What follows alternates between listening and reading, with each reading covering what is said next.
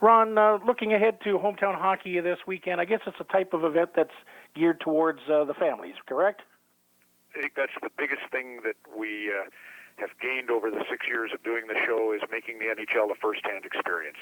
Obviously, Darcy Tucker and Shane Corson, two really popular Leafs, are going to come over and sign autographs for the kids, and Gord Brooks, the first Cobourg Cougar to make it, is going to sign autographs. And I was amazed to see that one of the autograph signings is Todd Deneau, who wrote the Jacques Plante book, and Jacques Plante was my boyhood hero, so I hope I have a chance to see him. And Carl Dixon, a musician that I adore, is performing for us on the Sunday. And yeah, lots of music, lots of folks signing autographs, lots of interactive things for kids and families to do.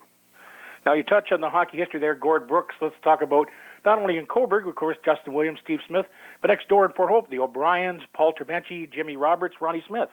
Yeah, Port Hope is, well, Jim Houston's actually coming over to do the broadcast because his wife has ties to the area, and by extension, Jim does too. And so, yeah, there's for Gord to be there is phenomenal, and obviously the RBC Cup championship team in 2017 in Cobourg will honor, but the Panthers too. It's a little bit of, as you know, minor hockey is a lot of Port Hope, Cobourg having amalgamated their systems, and great history there. It's funny, we just came up the road from Whitby, and Trenton's coming into town to play Cobourg on Saturday night, and the whole area is like bitter rivals and the best of friends, so it should make for a fun 2 days.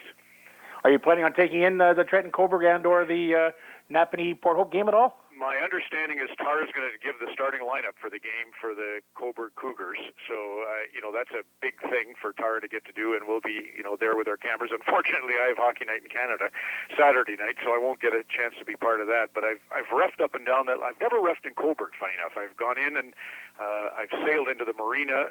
Friends and my wife and I used to often go up to the Thousand Islands on a sailboat, and Cobourg was one of our favorite harbors because it's just big and there's lots to do in the town. So I know it that way. I don't know it from refereeing. I haven't been given heat, but I've certainly been given heat in Trenton, the team that'll be in town to take on the Cougars. I've done some Sting games, and that's John Garrett's neck of the woods. So funny, there's a lot of Canucks goalies, both Trenton's John Garrett and obviously Dunk Wilson, who played for Vancouver out of Whitby, and Kirk McLean's comes from that area, and his guru, Ian Young. So it's a real Vancouver Canuck goalie mecca. Now, one of the special guests you'll have on the broadcast on Sunday night will be Steve Smith, who is inducted to the local Sports Hall of Fame here. Lots to talk about with Steve. I'm sure now that he's an assistant coach of the Buffalo Sabres.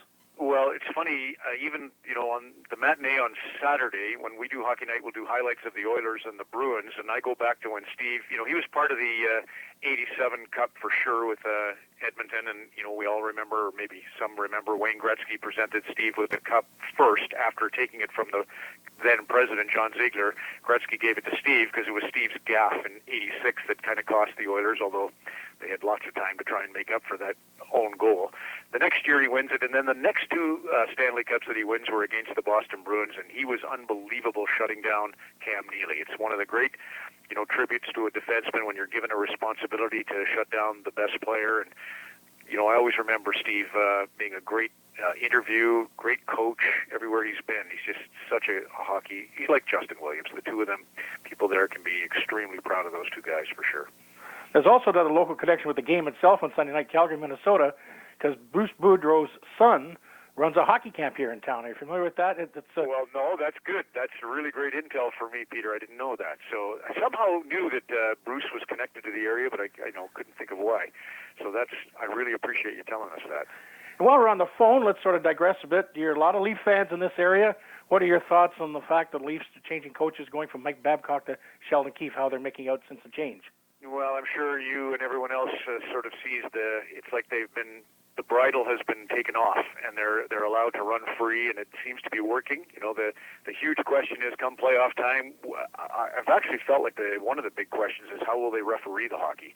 If they call it like they have in the past, where they kind of put the whistle a little more away, and I'm an old ref, which I kind of liked that system, but I think, teams like Vancouver in 2011 and Toronto now, and maybe Tampa too, they want to be able to take advantage of their special teams and their talent, and will they be allowed to do that? Or will the big bully teams like Boston and St. Louis and Washington be able to flex their muscle and get away with a little bit more and shut them down? So, but they're great to watch. The talent of Mitch Marner, obviously, and Austin Matthews and John Tavares, even William Nylander seems to have really found his groove, and back on the blue line, Tyson Barrie and Morgan Riley.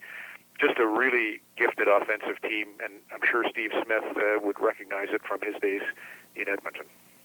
Do you think maybe some people, hockey people, suggest to me that they might need a little bit more grit? Do you feel that way? Well, that's the question. If they refs call it tight, and I think honestly, Peter, I think the game is evolving to the point where the league will probably encourage referees to continue to police it pretty. When Justin won the first cup in '06. That was a phase where there was, during the regular season that year, there were 18,000 power plays compared to 12,000 the year before. And I think it really played into the skill level of some of the players on that Carolina Hurricanes team. And that would be, for Toronto, a way around that. You can get by without some of the brawn and some of the toughness. I still think, you want, like I always see Tyson Barrie takes a lot of extra hits. A lot of guys finish their checks hard on Toronto's skill, and there's not really much there to dissuade that. It's up to the referees. And if they call it, well, then Toronto will benefit. If they don't, then I think you're still going to see teams like, that was how LA was built when they won with Justin in 2012 and 14, and certainly was the formula for the Capitals and formula for the Blues. You mentioned Justin, of course, quite a hockey career. It's too bad he retired, but he had quite a hockey career emanating here from Coburg. Yeah, he's just my favorite. One of my favorite images of all Stanley Cup wins is 2006 when Justin scored the empty netter and leapt about 18 feet in the air. It felt like his reputation for clutch, his Game 7 moniker, or just in time, whichever you prefer.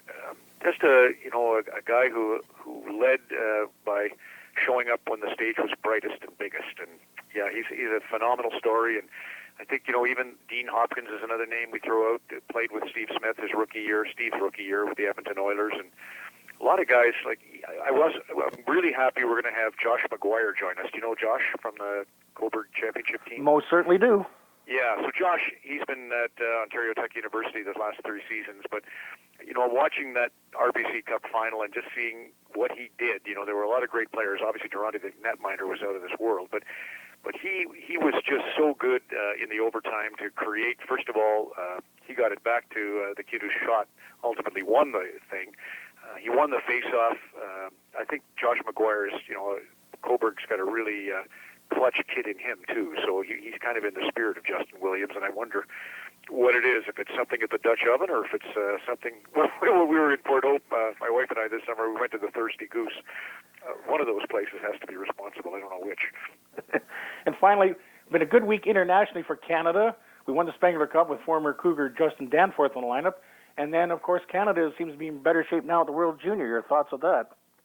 It's tremendous to see the talent. I watched the camp was held in Oakville, where I live, Peter, so I got to see them up close. And it's funny, my wife, Carrie, actually picked out Ball, the defenseman that went over in the Taylor Hall trade from Arizona, and she was a huge fan of his from that development camp here at the Nea Gower 16-mile arena. Owen Byram really caught my eye there.